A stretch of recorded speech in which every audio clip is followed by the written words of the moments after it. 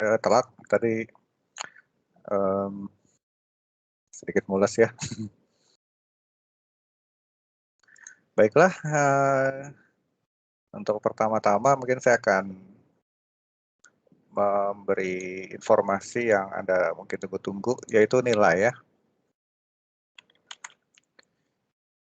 Suara saya apa cukup kedengeran? Kedengeran, Pak. Oke.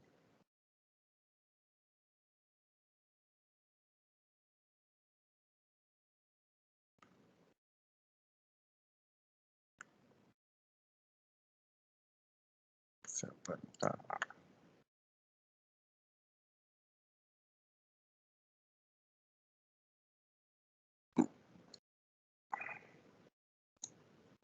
Baik, untuk nilai secara umum baik-baik ya.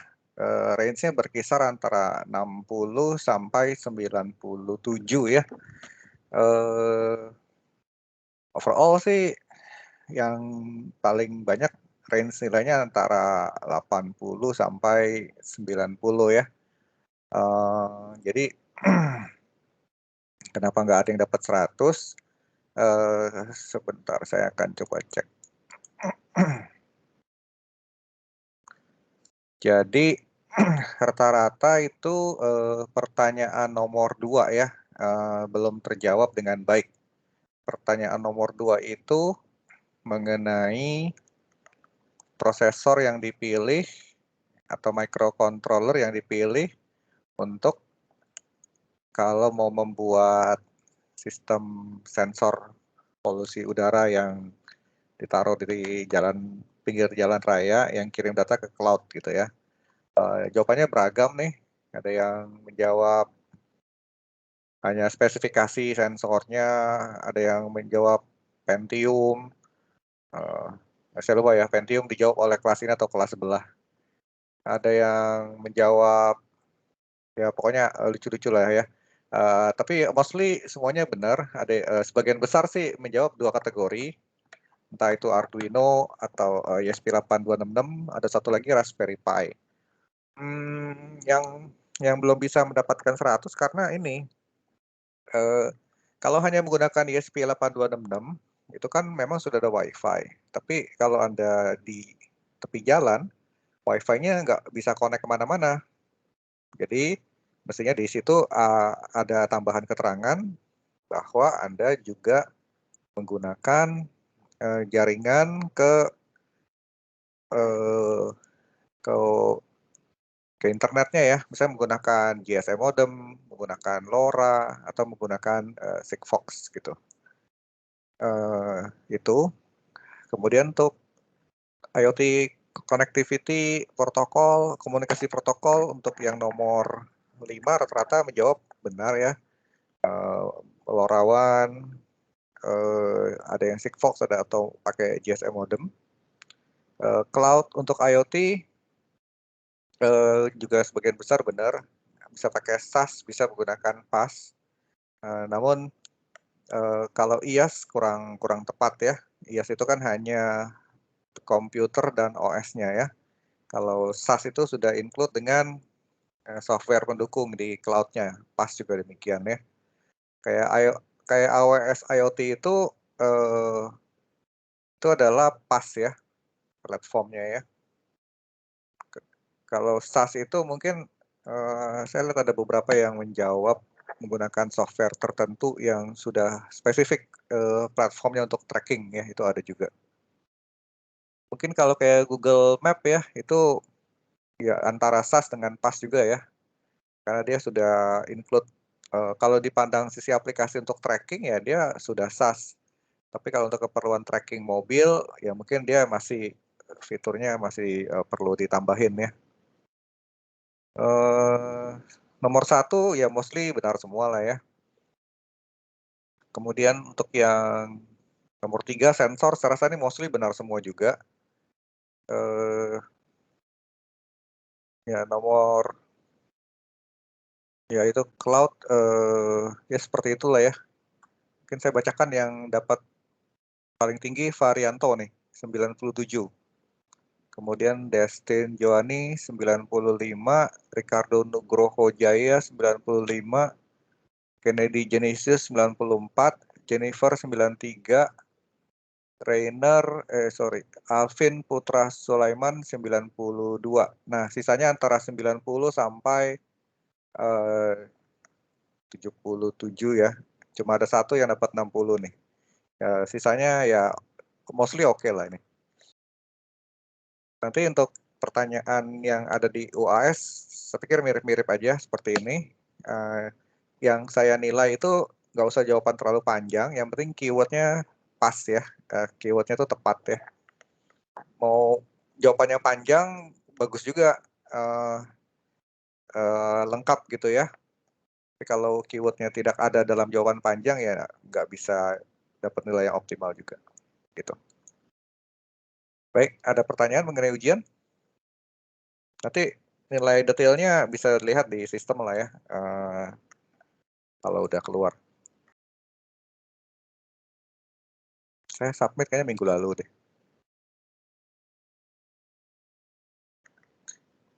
Oke, kalau nggak ada pertanyaan mungkin saya mau dengerin dulu SL-nya. Kita udah sampai kelompok 4 ya minggu lalu ya. Kita coba dengerin kelompok 5 dan 6 ya.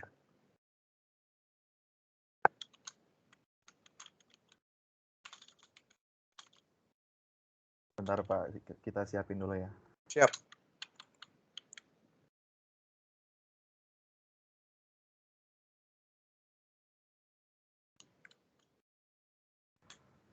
Selamat sore, maaf ini suara saya sudah terdengar belum ya? Wah, jelas.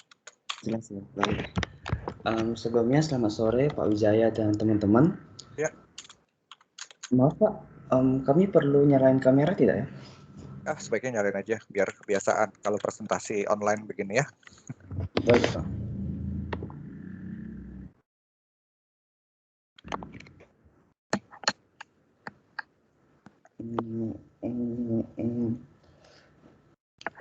Oke, selamat sore Pak Wijaya dan teman-teman.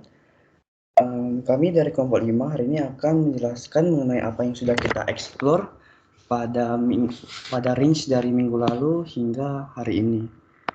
Nah, yang setelah kami explore adalah kami mencoba menggunakan MQTT untuk nge-publish sesuatu dan menggunakan JavaScript yaitu Chart.js untuk subscribe ke MQTT tersebut dan menggunakan data tersebut untuk sebagai data yang ada di Chart.js.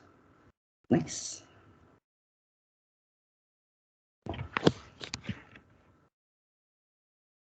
Oke. Nah, ini yang akan kami jelaskan. Next. Nah, sebelumnya tentu saja kita perlu membuat sebuah HTML. Kita bisa menggunakan text editor atau IDE favorit kita, dan di sini dalam kasus ini kami menggunakan Visual Studio Code. Nah, dalam Visual Studio Code ini pada awalnya kita membuat sebuah HTML dan menginsert dua jenis script.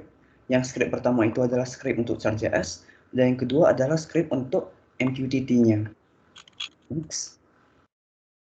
Nah, selanjutnya pastikan di dalam body tersebut ada canvas. Canvas ini berguna untuk sebagai wadah untuk chart kita, grafik atau chart kita. Next.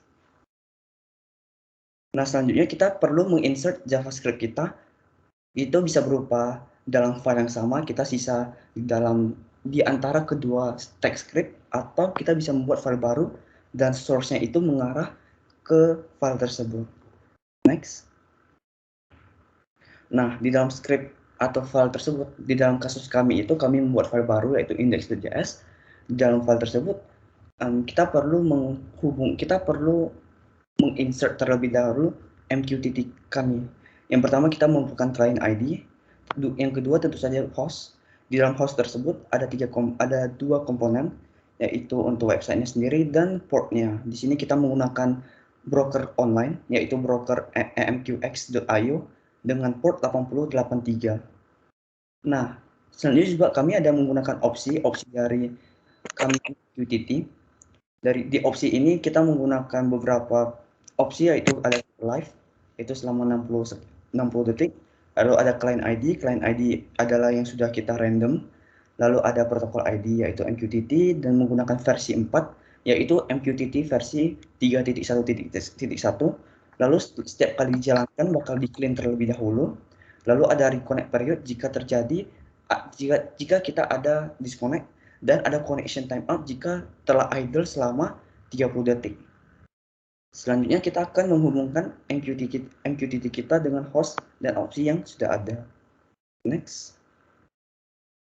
Nah, ketika kita bisa mengset, kita bisa membuat klien kita ketika dia terhubung, dia melakukan apa, dan ketika dia menerima pesan, dia melakukan apa.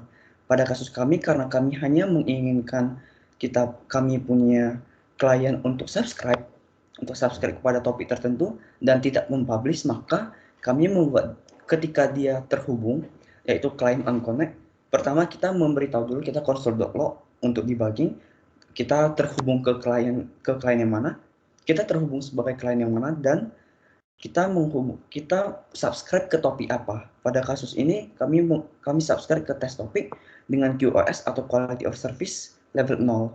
Nah, dan ketika dia menerima message, kita akan mengisikan variabel data, yaitu message kita yang sudah diparse dengan JSON, lalu kita update variabel isUpdate menjadi true.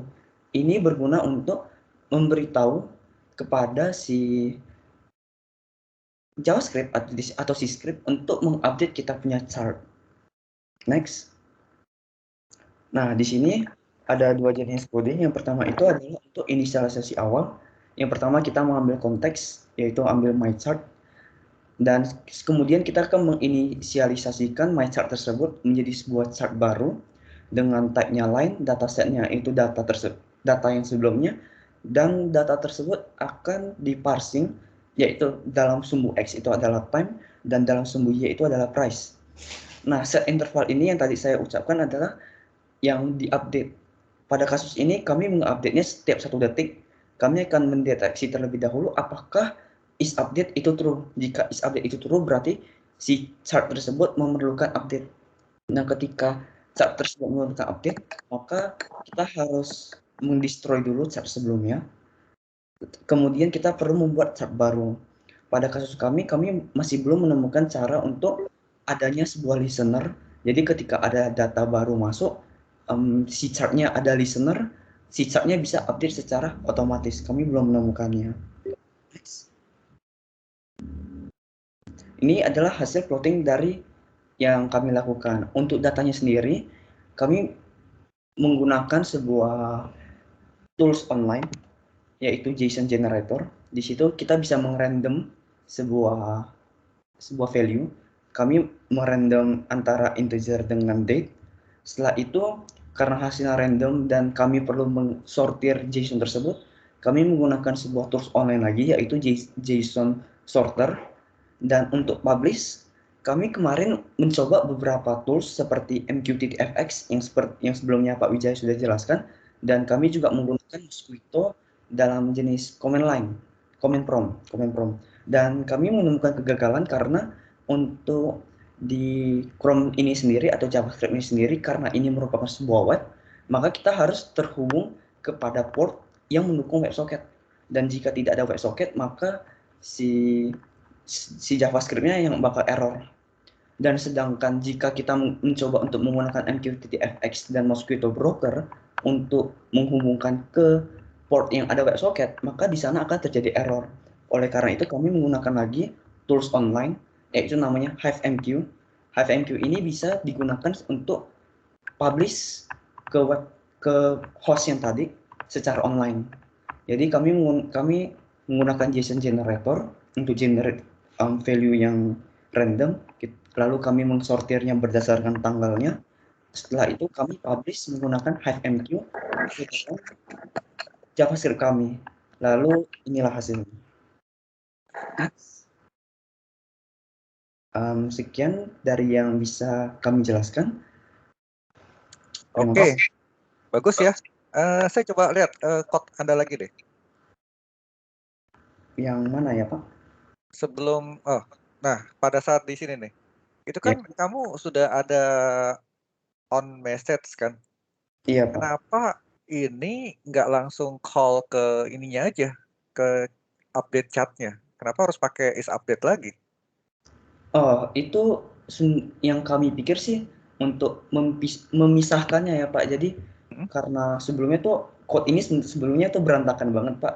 mhm, Dan kami sebenarnya pertama-tama tuh memang kepikiran untuk mengsortir di dalam on message atau enggak si datasnya ini akan kami ubah jadi array terlebih dahulu, lalu mhm. kami sortir, lalu kami panggil chart-nya, lalu kami masukin ke dalam chart-nya. Itu sudah kami lakukan, cuman jadinya berantakan banget dan susah dibaca. Jadi kemarin tuh kami ulang lagi code-nya Mhm. dan kami buat seperti ini, kami buat sebuah flag, lalu kita panggil set interval, jadi nanti setiap 1 detik dia bakal cek is update itu true nggak sih? Kalau misalkan true baru di-update. Coba next slide deh. Oke, ini kan sebetulnya kamu yang bagian atas itu kan sudah oke kan? Nah, yang kamu perlu lakukan itu cuma memanggil yang bagian set interval ini kan? Iya betul, Pak. Nah, kalau set interval ini kamu jadikan fungsi, terus kasih parameter datas. Jadi Hmm. misalnya ini jangan set interval, jadi misalnya namanya update chart gitu kan? Update chart terus parameternya datas. Nah, Iya. kemudian update chart-nya dipanggil dari slide yang sebelumnya tuh, Oh. Oh, ngerti, Pak, ngerti, Pak. ya gitu. Ngerti. Karena, gini, konsep dari, apa istilahnya sih, mungkin ini seperti mirip event driven ya, Mhm. Anda pakai interval begini, mengubah konsep event driven-nya menjadi sistem pooling lagi dan itu tidak baik, sistem pooling itu. Sistem pooling ini hanya bisa Anda lakukan kalau Anda mau bikin misalnya counter. Misalnya Mmm. kayak Kahoot, kan ada timer tuh, per detik, itu mau nggak mau pakai ini. Tapi kalau kasusnya sudah ada event seperti itu, sudah jauh lebih bagus. Jadi ketika ada message baru di-update, jangan setelah ada fitur seperti itu malah balik lagi ke pooling lagi tiap detik, kayak gitu. Nah, Ngerti. yang saya belum tahu apakah dari on message itu kalau Anda manggil ini masih oke atau enggak, fungsinya, Baik, secara secara stack-nya seperti itu. Ya nanti jadi sih heeh? nanti akan kami coba karena sebelumnya itu memang kami ada coba di dalam on message-nya, cuman jadinya tuh berantakan banget dan kami decide begini jadinya. Memang Ya mungkin ya. setiap 1 detik itu mengambil memori yang banyak ya, Pak. Seperti yang Bapak tadi bilang, sistem pooling memang, tapi ini it works, makanya kami Ya kasih. ya ya ya ya ya. Oke oke. Nah terus ini, sebetulnya kan kamu sudah create, chat-nya kan di My Chat itu kan ya? Betul. Bukan, next slide yang sebelumnya, yang ini. Bukan, yang ini nih. Bukan bukan. Nah ini kan, itu kan ada di atas var, chat, My Chat ini kan. Iya. Eee, Mungkin kamu mesti cari metode supaya My Chat ini itu, bisa kamu update datanya, Iya, Pak. update datasets-nya itu. Jadi mychat.data titik,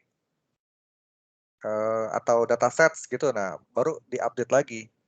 Karena kan kalau ngelihat begini kan, kenapa kamu nggak bisa update, karena kamu masukin datasnya itu di saat kamu create, new charts-nya, Mmm. gitu. Nah, atau saya juga nggak paham nih, atau bisa aja, yang dataset itu kan ada data titik 2 datas kan. Kalau Iya. dia memang sudah masuk ambil datas itu sebagai pointer, mungkin aja kamu cukup bisa melakukan mychat.update. Karena Mmm. nah itu coba aja dicoba gitu, Baik, Pak. gitu. Jadi nggak usah diulang seperti ini lagi. Baik, Pak. Ya cuma yang masalah background dan border color-nya rasanya sebaiknya diinisialisasi di atas aja tuh, di new chat yang atas. Karena ini kan jadi beda kan, yang Mhm. atas sama yang bawah kan. Iya, Pak. Ya, ini bagus nih, saya senang Anda explore lebih jauh ya, sudah nulis coding seperti ini, terus sudah tahu sampai, WebSocket, macam-macam. Nah, jadi memang betul, kalau MQTT itu, dia harus ada, artinya MQTT over WebSocket lagi. untuk support ke browser yang Chat.js seperti ini. Nah, itu protokol MQTT yang native itu ya memang nggak support untuk ke WebSocket-nya. Nah, WebSocket itu juga bagus supaya Anda tuh bisa bikin sesuatu yang interaktif under web base ya gitu. Oke, very good ya.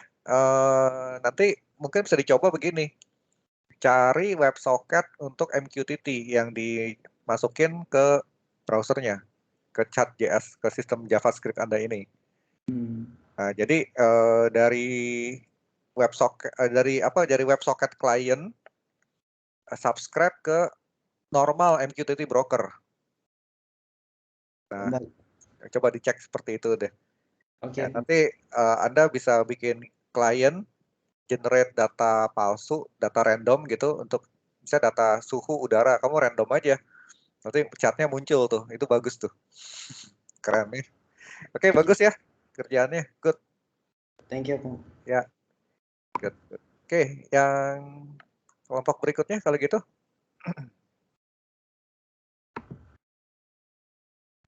Oke, Pak, sebentar.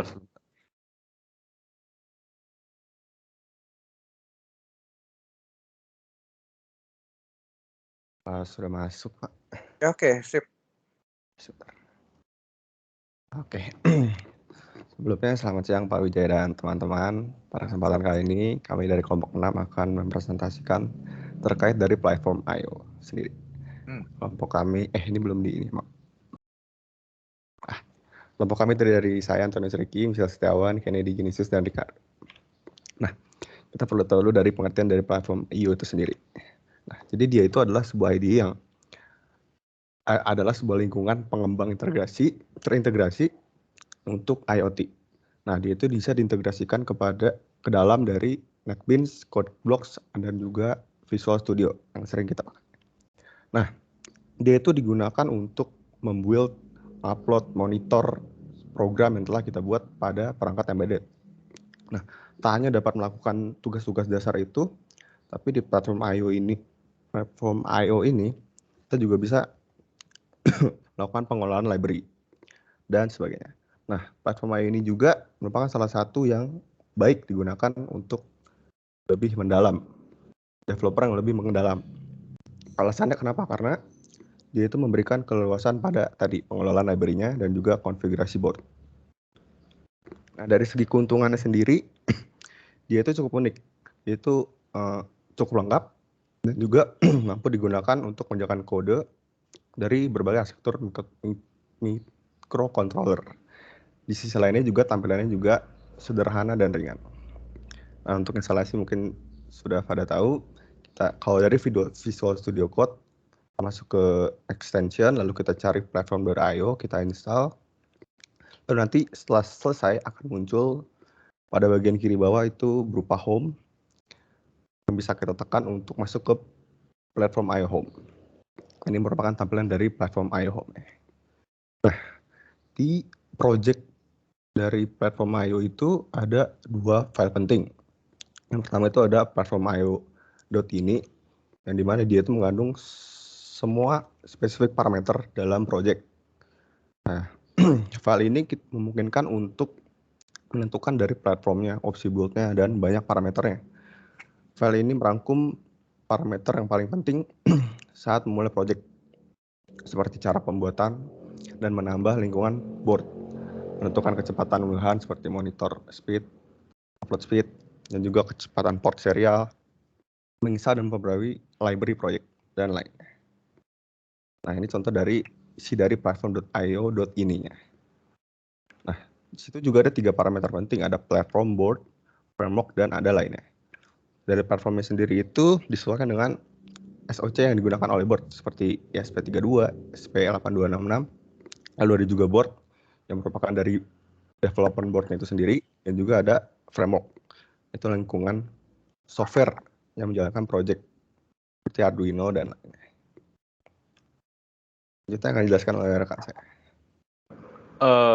Boleh next, Ki. Ini kode main CPP-nya diambil dari kode dari Pak Wijaya yang share kemarin. Nah, main CPP kalau misalkan kita buat dari Platform.io itu biasa cuma ada 2 metode, itu setup dan loop. Nah, setupnya sendiri kalau kalian mau bikin suatu nilai atau apa yang mau di setting duluan itu bisa di main setup ini. Nah, loop ini sendiri seperti namanya sendiri itu akan diulang-ulang metode ini tiap interval yang akan ditentukan, terserah kalian mau di mana gitu. Mau di setup, mau bikin function sendiri juga boleh. Next.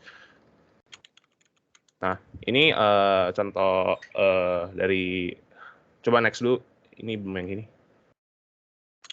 Nah, nih di setup ini sendiri itu ada bisa kita set itu kayak misalkan WiFi atau pin mode atau serial atau misalkan kalian mau setting ada bentuk-bentuk seperti kayak klien atau password juga bisa di setup ini. Next. Nah, ini kelanjutannya itu bisa kalian di setup ini mau subscribe di mana. Kalau misalkan ada di line 95 itu ada kalian subscribe itu dengan ke AWS bisa ditentukan di sebelumnya. Ini ngodingnya seperti C biasa lah. Atau mau pakai C juga bisa sih. Tergantung library-nya itu juga sudah disediakan. Tinggal kalian auto install aja di Visual Code kalian.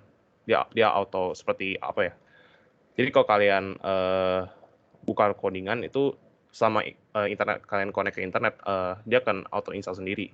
Itu dari pengalaman saya sih, yang saya buka kode ini. Next. Okay.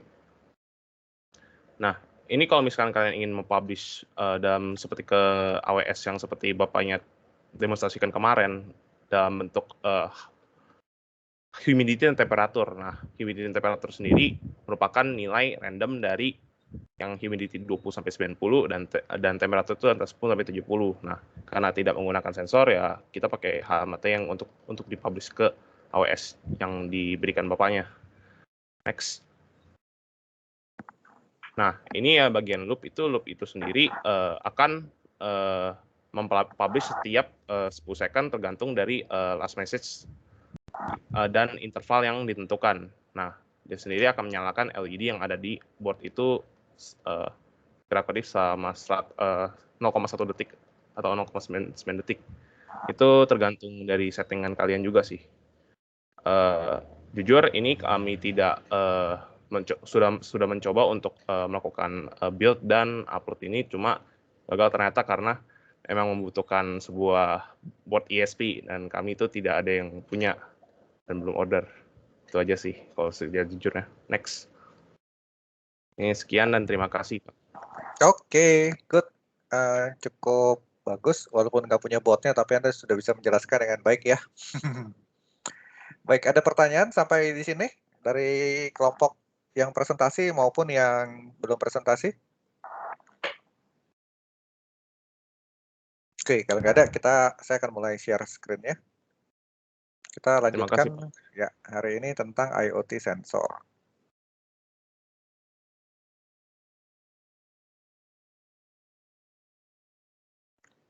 Apakah layar saya sudah kelihatan?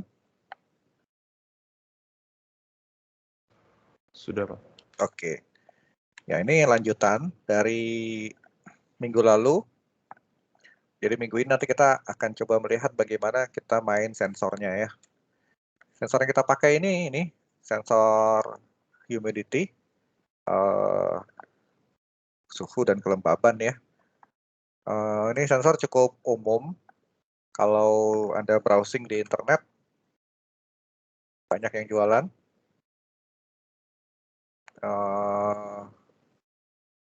Ya ini kalau mau tahu versinya bedanya apa itu ini DHT11 harga lebih murah ya. Kalau nggak salah DHT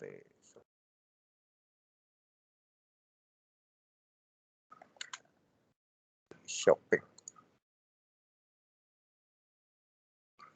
Ya belasan ribu lah ya. Harganya biasa lebih murah. Kalau ini dijual mahal lah nih. Yang normal-normal harusnya nih sekitar segini lah ya, 17 ribuan gitu. Ya ini keterlaluan sih ketoknya ya. Ini bagi yang nggak tahu, pikir wah beliin aja nih. Ini Ini mungkin barangnya asli nih, jadi harga mahal. Enggak gitu ya. Ini barangnya sama, cuma dia jualan mahal aja gitu. Terus kalau Anda lihat ini juga beda ya. Anda lihat nih kok keren banget nih, ada komponen macam-macam segala macam gini ya. Ya ini sepertinya dia untuk connect ke ESP01 nggak salah, ada colokan seperti ini untuk compatibility-nya ya.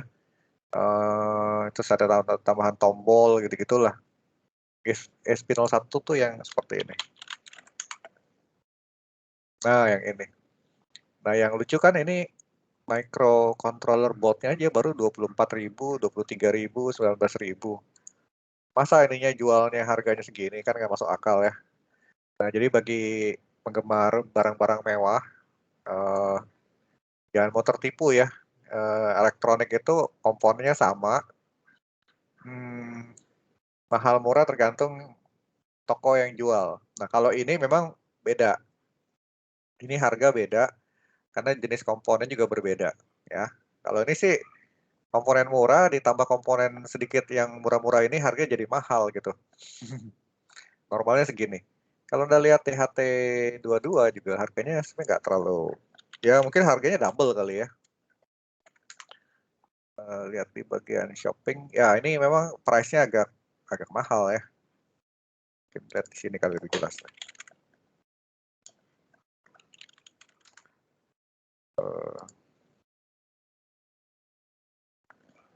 DHT22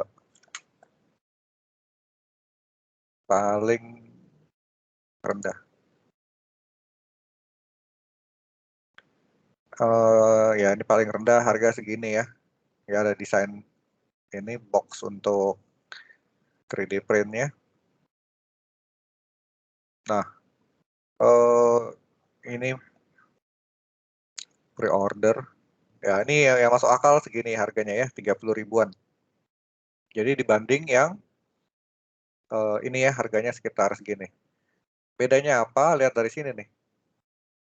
Detailnya.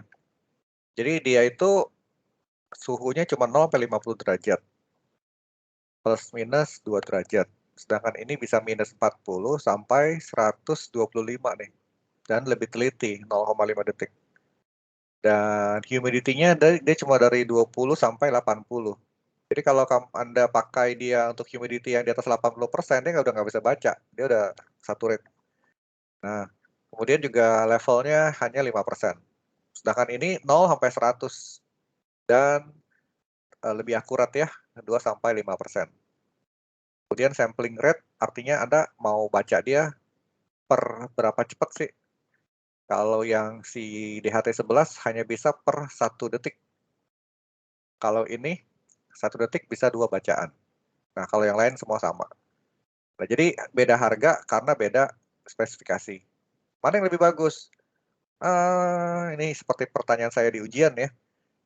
Kasusnya apa dulu? Kalau saya hanya untuk sensor ruangan, pakai ini aja. Ngapain pakai ini? Harga lebih mahal? Ya kan mahal cuma dikit Pak bedanya. Ya kalau kita sedang mendesain, beda 1.000-2.000 juga akan diperhitungkan. Karena toh nanti ketika kita bicara mass production, itu akan terkait dengan komponennya kan. Namanya BOM ya, Bill of Material.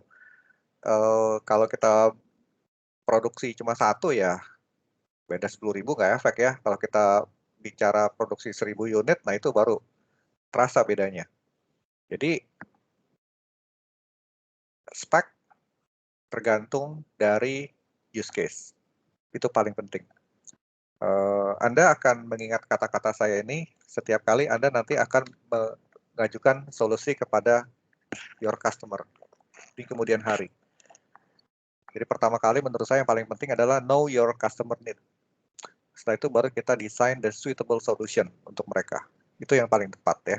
Jangan solusi yang overkill untuk mereka, karena dimanapun juga bisnis akan mencari return on investment break-even point yang optimal, yang cepat. Kalau Anda kasih cost yang mahal ya beda cerita. Beda cerita kalau Anda jualan barang dalam tanda kutip hobi.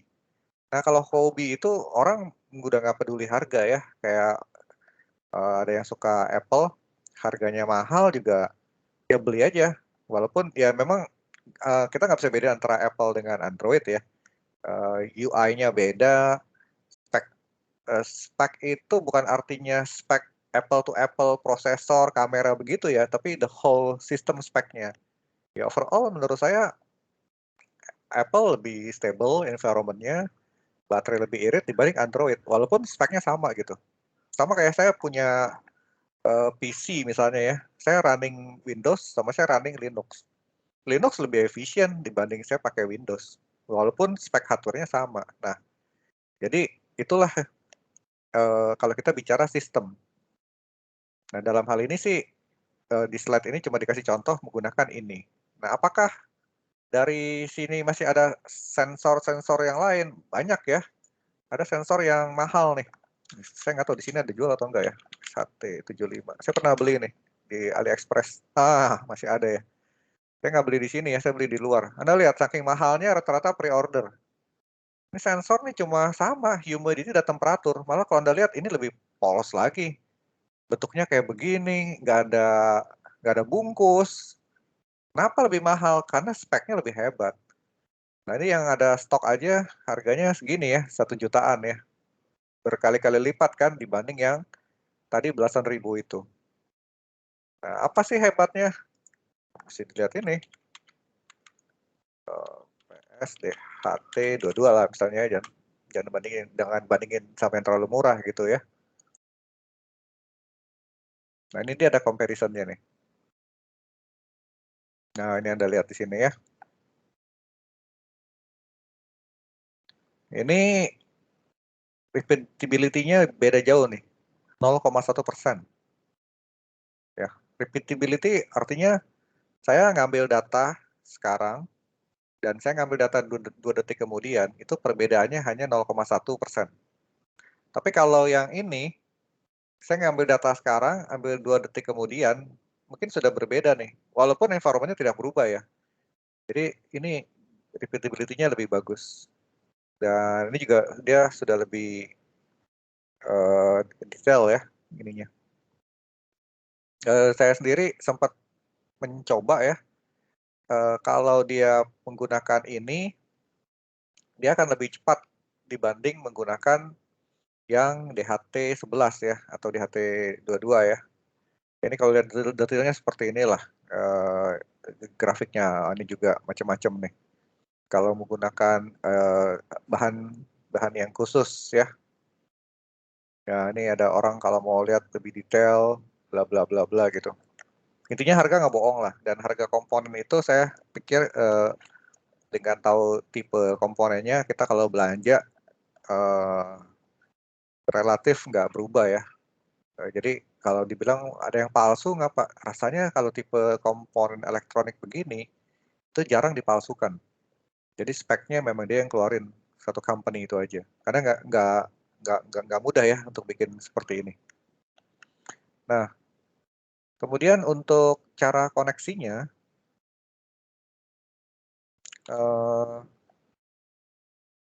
ini kalau lihat di sini, kalau ada 3 pin ini, artinya dia menggunakan komponen yang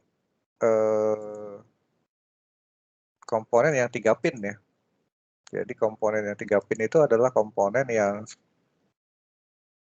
ya, seperti ini kali ya. Nah, yang ini nih, dia sudah ada 3 pin di sini. Ya. Sehingga kalau nanti Anda lihat, di dalamnya, itu dia sebenarnya sudah ada komponen. Tunggu ya. Tadi baru muncul.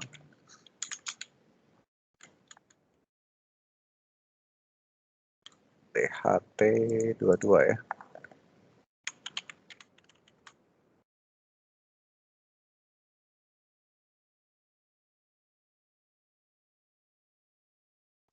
Oke. Mungkin yang ini ya.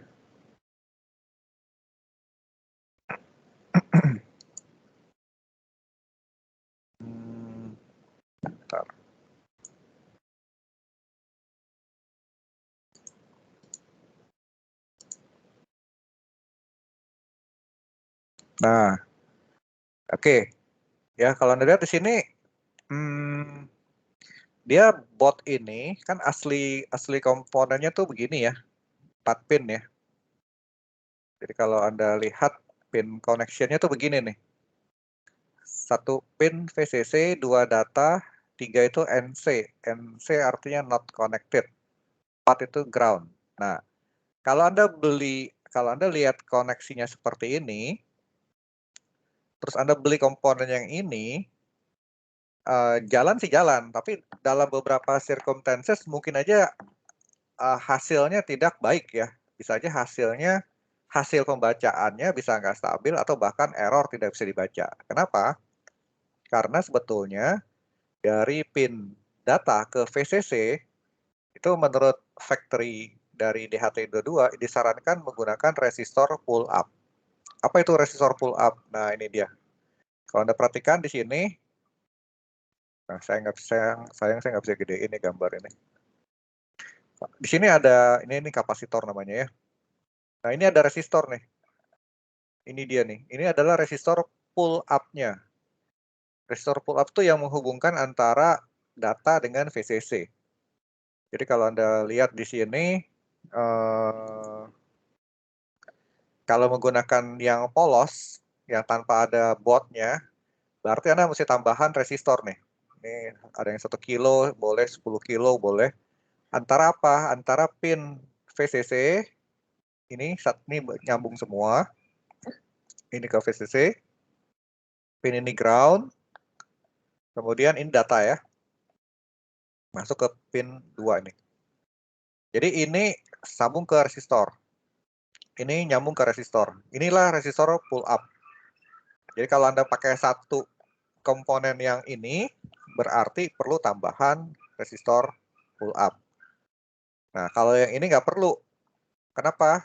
Karena di dalamnya sudah ada resistor pull up-nya. Nah, menurut saya ini yang keliru, yang seperti ini ya.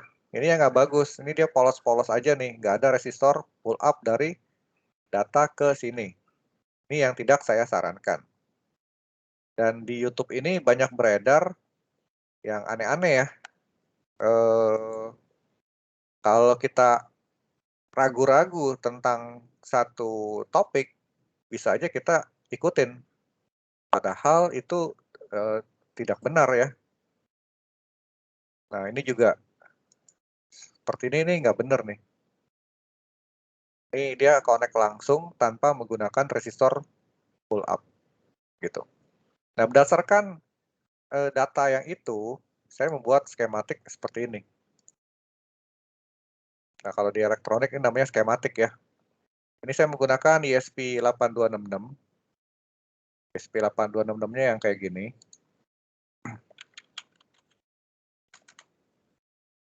Nah, saya pakai yang kecil begini ya.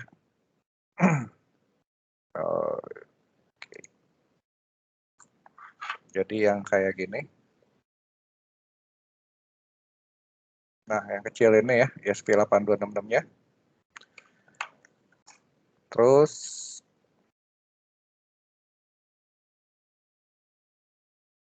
ini pinnya. Jadi kalau Anda lihat ini adalah namanya skematik ya, ini simbol. Jadi masing-masing komponen elektronik itu punya simbol masing-masing. Nah, ini saya menghubungkan nih dari pin VCC, pin 1 masuk ke 3,3 volt. Pin 2 data masuk ke pin IO 0 nih atau D3 nih ya. Terus ini ada resistor R6 untuk resistor pull up-nya. Gitu. Jadi nanti waktu saya bikin coding di sini, berarti data untuk ke DHT-nya saya masukkan ke pin 0. Ke nomor pin 0 namanya ya di Arduino ya, atau pinnya D3. Nah, yang lain diabaikan saja. Ini untuk keperluan lain ya. Saya mau menggerakkan motor di sini. Ada 4 motor ya. Oke. Itu bagian hardware connecting-nya ya. Jadi kalau Anda mau coba nanti Anda beli yang modul DHT22 yang 3 pin yang sudah ada ininya. Yang sudah ada colokannya ya. Makanya kenapa di sini disebutnya cuma ada 3 nih. VCC, ground, dan data. nggak ada pin 4 karena asumsinya pakai pin yang sudah mudah dipakai. Nah, kayak ini ya. Ini juga kalau Anda lihat nih, lihat di sini ada komponen kecil, nah ini ada resistornya nih. Keluar ke sini cuma ada ground VCC data gitu. Nah, kemudian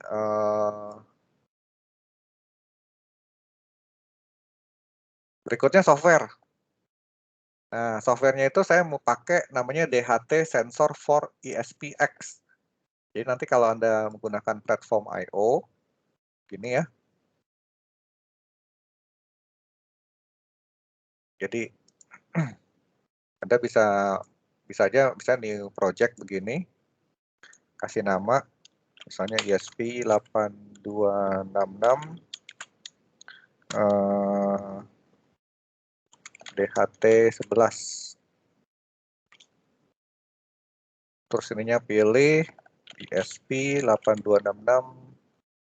Ya, saya pakai yang ini ya. Entah udah ada atau belum ya.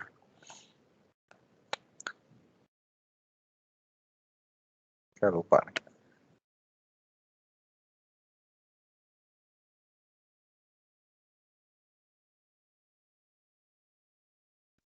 Oke, ini saya belum pernah bikin filenya ya.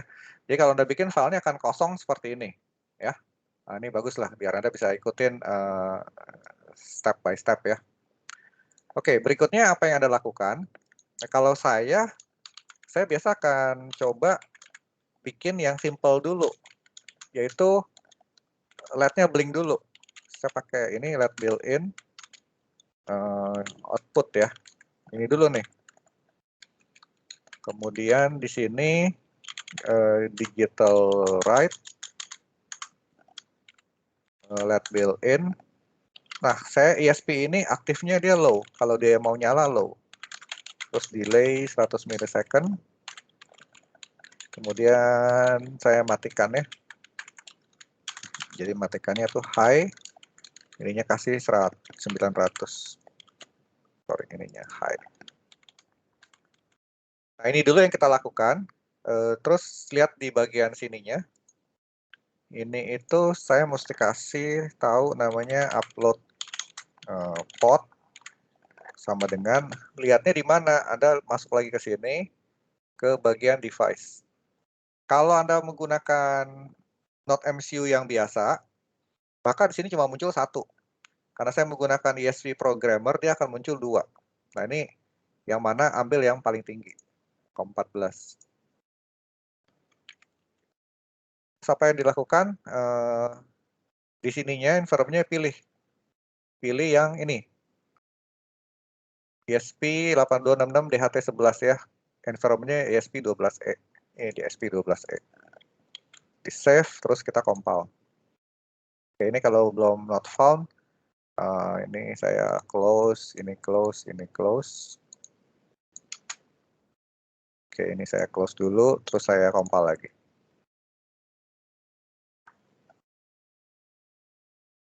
Nah, kalau pertama kali nanti dia akan buat namanya folder.pio. Jadi semua library yang nanti akan dipakai akan masuk ke sini. Nah, ini semua ada di sini ya. Terus setelah selesai kita upload. Nah, ini kalau Anda bisa lihat di sini. Proses uploadnya. Ini pakai ESP Programmer.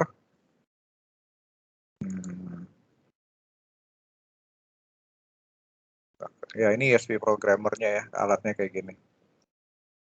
Ini bot saya yang saya buat, pakai yang tadi, skematik itu. Nah, Anda lihat ini sekarang sudah blink. Gitu. Artinya sudah oke. Nah, tahap berikutnya mungkin saya pasang serial communication. Serial .begin. Baud rate-nya 115.200. Kemudian misalnya kita kasih keterangan print line dan sistem ready, bahwa dia sudah ready untuk jalan gitu ya. Kemudian di sini saya mesti tambah lagi monitor port sama dengan COM14 karena tadi ada 2 COM ya. Kemudian monitor speed sama dengan 115.200. Karena saya punya baud rate yang ada di sini 115.200. Maka ini juga saya samain. Nah, kalau Anda mau upload speed-nya mau dinaikin, Anda bisa set di sini. Misalnya 1 juta ya. Kita lihat bisa atau enggak ya. Baik, setelah itu kita compile.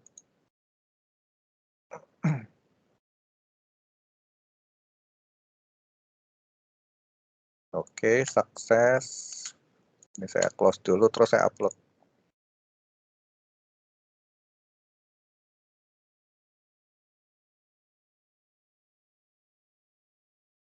Nah, ini dia coba upload.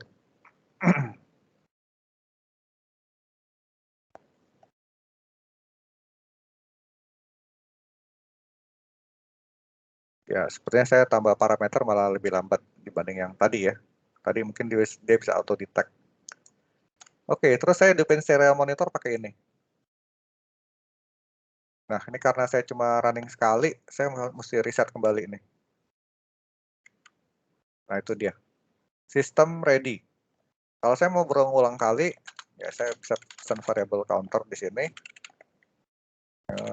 Terus saya bilang serial.printf hello %d/n count plus.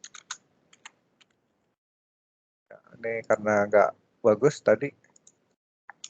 Oh sorry, ini saya bukan 1 juta ya, tapi 100.000 ya, malah lebih lambat. Oke, saya naikin ke 1 juta. Oke, saya balik lagi, upload. Jadi ini kan tujuannya bikin sensor membaca data dari sensor. Tapi kenapa begini dulu? Ya ini untuk persiapan. Karena setelah sensornya kita baca, kan kita nggak lihat, nggak ada tampilan monitor di sini kan. Lihat dari mana? Lihatnya dari sini, dari serial monitor. Nah untuk itu kita siapin dulu. Tadi let blink memastikan compiler kita jalan, upload proses sampai ke boardnya jalan. Letnya blink, udah simple.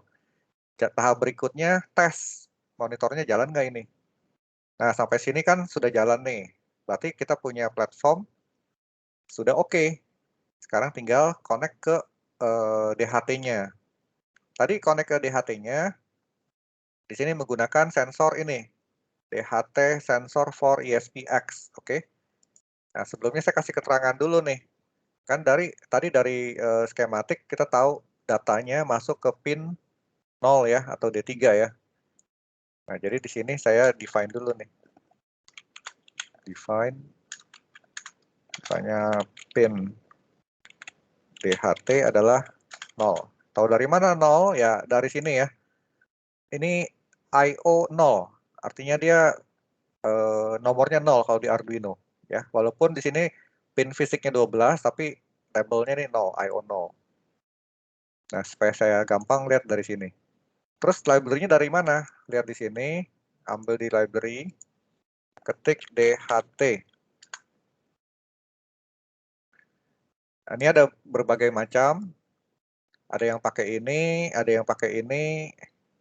Nah, saya senang pakai yang ini. Kenapa Pak? Nggak mau pakai yang ini atau pakai yang ini? Ya, saya pernah pakai ini sih, dua-duanya ya. Cuma terakhir saya senang pakai ini karena kelihatannya ini lebih spesifik. Dia dibuat khusus untuk ESP-X. Yaitu bisa untuk ESP8266 atau ESP32.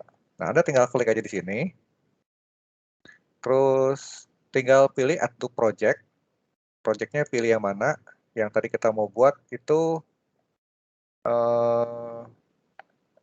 namanya ESP8266 DHT11 ya.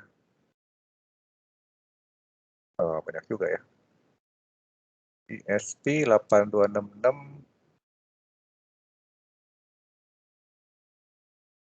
Oh ini yang paling atas. Oke, yang ini ya. Nah ini versi library-nya juga bisa kita pilih. Ini kita coba aja pakai versi yang paling baru, terus kita add. Oke, ini sudah. Storage-nya dia kasih tahu nih, ada di sini nih. library-nya ya. Kalau mau lihat contohnya, lihat di sini. Nah, untuk mempermudah saya akan split screen-nya. Jadi ini saya taruh di sini. Ya. Dan ini coding kita yang tadi ya. Caranya pakai ini ya, kita lihat di HT include-nya ini ya. Kalau Anda mau perhatikan, nanti muncul di sini nih. Ini yang tadi disebutin di slide, lib depends ini. Jadi ini nggak usah diketik, ya diketik boleh, tapi saya sih lebih senang pakai yang cara tadi ya. Jadi otomatis dibuatin. Kemudian isinya include DHT control space. Nah, dia bisa muncul sendiri karena dia sudah terinstall ya. Kemudian ini create objeknya global supaya bisa dipanggil di setup dan di loop ya. Kalau Anda pesan di lokal kan nggak bisa diakses dari luar. Kemudian apalagi pilih ini. Kita setup sekarang.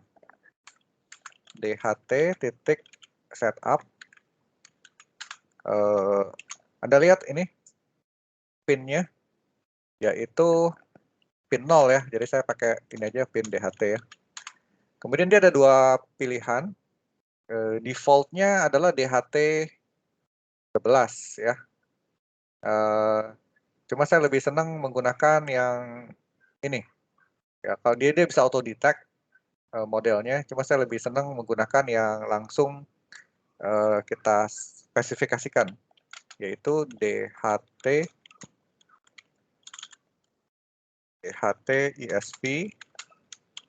Saya pakai DHT 11. Oke, gitu. Kemudian untuk cara bacanya yaitu di sini ya. Di sini kan dia ada minimum sampling period. Artinya kalau kita baca terlalu cepat dia nggak bisa. Nah, saya pikir untuk lebih nyamannya mungkin nanti kita ini kan ada variable counter ya. Kita bisa bilang nih jika counter itu di modulus 5 sama dengan 0. Nah, artinya ini kan jadi every 5 seconds ya untuk baca sensornya ya. Nah, di sini saya baca nih float temperatur sama dengan DHT titik get temperatur. Ini ya. Terus float humidity sama dengan DHT titik get humidity. Terus dicek ya kalau dia DHT-nya oke nggak hasilnya. Titik status sama dengan DHT ini statusnya bersih, tidak ada error, maka kita cetak ya printf temperatur %.2f kemudian humidity .2f ini ya ininya temperatur humidity ya kalau ya ini bolehlah supaya Anda tahu ya else serial dot misalnya print line DHT error ya. Ya kalau Anda mau cantumkan juga boleh DHT read DHT error. Anda mau cantumkan error code-nya gitu, boleh-boleh aja. Ya ini taruh di sini ya. Oke gitu ya. Kita coba run sekarang. Compile dulu.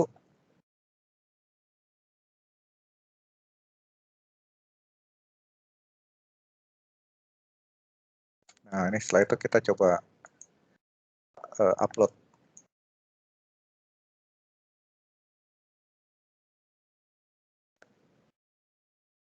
Oke. Oke, ini sudah di run programnya. Kita coba lihat.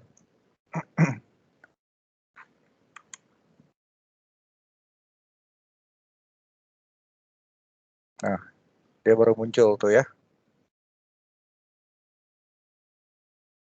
Jadi setelah 5 kali baru muncul. Kalau Anda lihat kan, 0, udah 5 baru muncul ini. Dan selama ini dia oke-oke aja ya.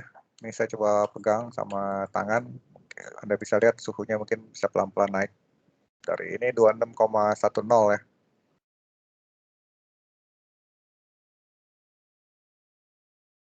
Nah, itu 26,9. Suhunya pelan-pelan naik. Humidity juga naik ya. Nah, itu juga naik terus tuh. Ini saya lepas. Nah, dia langsung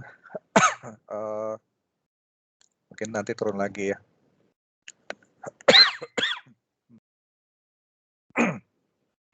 Ini Anda lihat nyangkut nih kayaknya dia. Padahal saya udah lepas, tapi dia masih nunggu waktu untuk dia turun.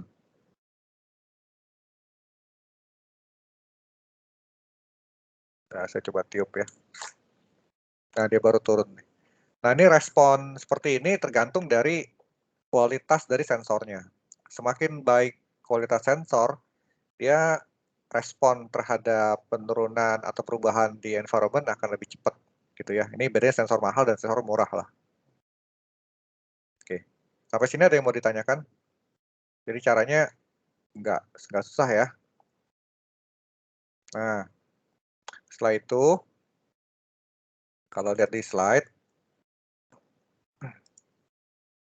kan udah ketemu nih cara bacanya. Nah, berikutnya baru kita connect. Ya, ini kalau saya waktu itu pakai Wemos ya. Ya, pakai yang modulnya seperti ini ya, 3 pin ya.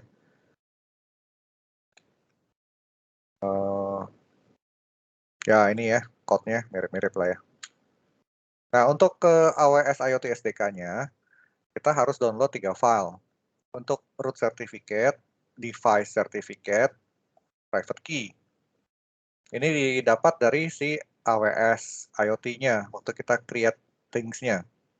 Ini juga yang pernah saya kirim ke Anda waktu nyoba-nyoba MQTT ya. Itu hal yang sama yang kita masukkan ke ESP8266. Kemudian endpoint-nya, host-nya, pod-nya, client ID, things name. Ya, ini reference-nya bisa dapat dari sini ya. Code-nya yang saya share ke Anda itu ya. Jadi code-nya yang ini ya. Nah, sebenarnya dasar untuk connect ke DHT-nya itu sama. Saya pakai cara yang sama seperti yang tadi ya. Kalau Anda lihat di sini, saya nggak pakai counter, tapi untuk ngambil periode waktunya adalah saya ambil pakai milis. Jadi ambil milis yang sekarang dibandingkan sama milis yang berikutnya ya. Kalau dia selisihnya melebihi dari interval ini, baru saya publish message-nya. Terus yang sekarang pindahin ke last, supaya kita bisa compare yang berikutnya lagi. Ya, ini banyak cara lah ya untuk begini-beginian. Bisa juga kita pakai timer, namanya ticker ya. Itu ada kelas ticker. Jadi kita setiap periodik berapa detik atau berapa menit dia ter-trigger fungsinya. Nah, ini intinya di publish message. Publish itu nanti saya ngambil data dari DHT. Kalau dia tidak ada error, ambil ini, terus saya publish ya. Dan di sini saya pakai JSON untuk publish-nya. Saya cetak ke skinny, dan saya masukkan ke JSON, kemudian di serialize untuk menjadi string biasa, untuk dipublish ke AWS IoT-nya. Nah, di sini saya menggunakan MQTT client. Jadi kalau Anda melihat di library sini, itu library-nya adalah yang ini ya, MQTT client. Ini dia. Jadi bukan menggunakan AWS SDK seperti yang waktu itu diterangkan ya. Kan rumit ya, pakai cara ini itu, ini nggak usah. Ini pakai MQTT client biasa saja ya. Nah, nanti di sini ada publish, sehingga MQTT ini bisa Anda pakai juga library-nya untuk publish ke Mosquito Broker. Sama aja. Yang beda apa? Yang beda cara connect-nya. Nah, di sini karena AWS itu secure, kita pakai namanya Wi-Fi Client Secure. Ya. Wi-Fi Client Secure itu kita buat nih koneksinya. Buat objeknya ya, namanya net ini. Terus MQTT client-nya tuh ini. 256 kayaknya buffernya ya. Nah, ini create ini. Kalau pakai Mosquito yang tidak perlu MQTT client secure, ya pakai Wi-Fi client aja udah cukup sebetulnya. Nah, terus cara pakainya, kalau ada message yang dipublish dari broker ke kita punya klien, nah kita tampung di sini, di on receive ya. Ini samalah, ada topik, terus ada payload. Payload itu datanya ya. Kemudian di sini, ini saya setup DHT-nya dulu. Terus aktifkan Wi-Fi supaya connect dulu ya. Tunggu sampai dia connected. Kalau dia nggak connect, ya mesti restart ya ISP-nya. Dia balik lagi nih kalau restart. Setelah connected akan muncul nih tulisan. Connected dengan IP address berapa. Nah, kita cetak. Kemudian di sini saya program support 2 board platform yang untuk ESP12E 8266. Ini ada 2 macam sama, atau juga pakai ESP32 ya. Nah, jadi di sini kalau pakai ESP8266 yang di-include tuh ini. Kalau pakai ESP32 nggak perlu tambahan ini. Nah, untuk tahu mana ESP32 mana ESP8266, saya pakai compiler directive namanya. Ini dia. Jadi kalau dia ESP8266, bagian ini yang akan di-compile. Oke, saya akan pilih dulu kali ya, Wimos ini menggunakan ini. Oke, saya coba compile dulu ya. Ini sambil saya coba upload. Nanti Anda bisa lihat tulisan-tulisan ini ya. Ya, pertama dari booting dulu kali.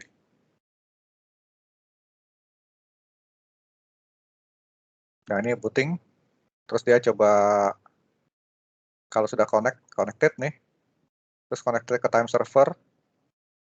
Kemudian dia berusaha connecting ke AWS IoT-nya. Nah, di sini dia, ya ini saya mesti update ke time server sampai di-update karena si Wi-Fi client secure tadi butuh ini untuk set time-nya ya. Terus ini saya pakai SSL untuk ambil private AWS certificate key-nya. Nah, ini adalah file yang ada di sini nih. Yang ada di sini. Nanti kita copy, masukin ke sini. Nah, ini awalnya kan di sini ada file yang namanya AWS root certificate ya. Ini kita ambil dari sini. Isi file ini, kopas, masukin ke sini gitu.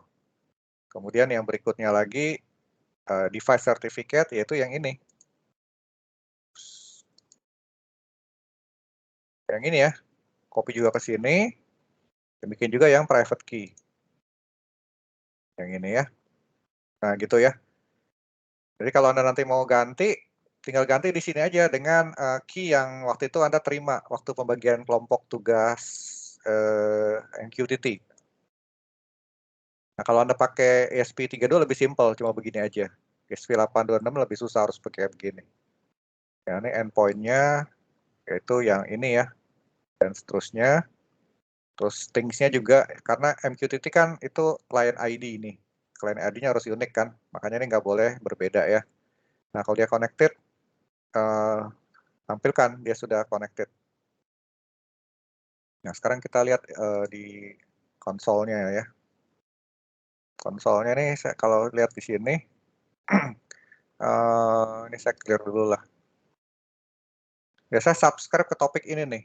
Jadi ini nanti ketahuan di sini. Ini 4669 gitu ya. Time-nya segini listnya nih. Terus muncul lagi karena dia setiap 10 detik ya. Ini 2508, 2518. Ini dia. Nah, ini yang muncul karena saya publish. Yang ini, client publish ini. Nah, kirim ke sini. Kemudian kalau saya mau kirim ke device, berarti dari sini saya publish ke topik. Nah, ini topiknya saya pakai kalau publish ini yang data, kalau ini kirim komen ya. Nah, saya kirim data ini, Anda lihat saya publish. Nah, ini muncul di sini. Itu dia. Jadi sebenarnya konsepnya yang kemarin ada latihan itu udah MQTT. Tinggal device-nya bisa diganti-ganti, mau pakai over WebSocket, mau pakai klien yang ada di komputer. Nah, di sini saya demokan klien untuk ESP8266 ya, pakai Arduino Framework. Nanti kalau Anda datanya mau dari sini ekspor ke chart, ya bisa keluar chartnya ya. Kayak gitu. Baik, sampai sini ada pertanyaan?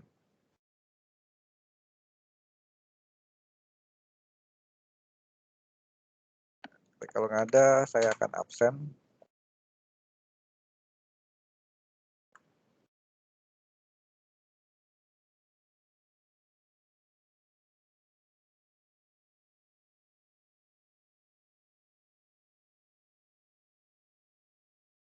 Nah, ini defaultnya hadir semua aja lah ya. Oke, Anthony Wijaya. Ada, Pak. Oke, Diputu Leong Pranata. Hadir, Pak. Oke, Michael Jonathan Ekos Putra. Hadir, Pak. Michael Jonathan. Hadir, Pak. Ricardo. Hadir, Pak. Rio Octaviani. Hadir, Pak. Tiara Wijaya. Hadir, Pak. Varianto.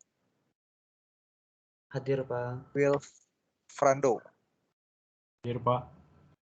Agi Frian. Hadir, Alvin. Pak. Oke, Alvin Putra Sulaiman. Hadir, Pak. Oke. Andreas. Hadir, Pak. Justin Joani. Hadir, Pak. Janet Felicia. Hadir, Pak. Rainer. Hadir, Pak. Antonius Ricky. Hadir, Pak. Theodora Abigail. Hadir, Pak. Stephen Aprianto. Hadir, Pak. Laurencia. Hadir, Pak. Joseph Wahyu. Oke, nanti saya balik lagi. Jennifer. Hadir, Pak. Calvin Matthew. Joseph hadir, Pak. Habis dari Hadir, Pak. Oke, Joseph hadir. Oke, Angela Susanto. Hadir, Pak. Oke, Angela Putri. Kakak beradik ya, Angela Susanto, Angela Putri ini. Berdekatan. Angela Putri, sudah ada? Oke, nanti saya balik lagi. Ronaldo. Hadir, Pak. Nathanael. hadir, Pak. Michelle.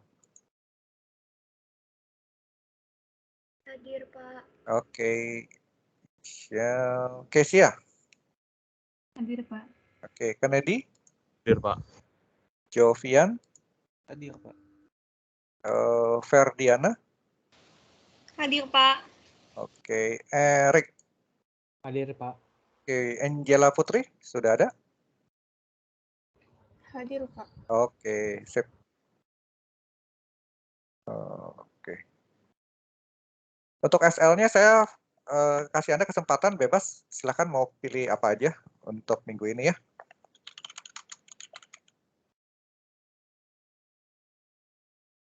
Baik, terima kasih atas perhatiannya. Sampai ketemu minggu depan, tetap jaga kesehatan ya. Terima kasih, Pak. Terima kasih, Pak. Terima kasih, Pak. Terima kasih, Pak. Terima kasih, Selamat Pak. sore. Terima kasih, Pak. Terima kasih, Pak.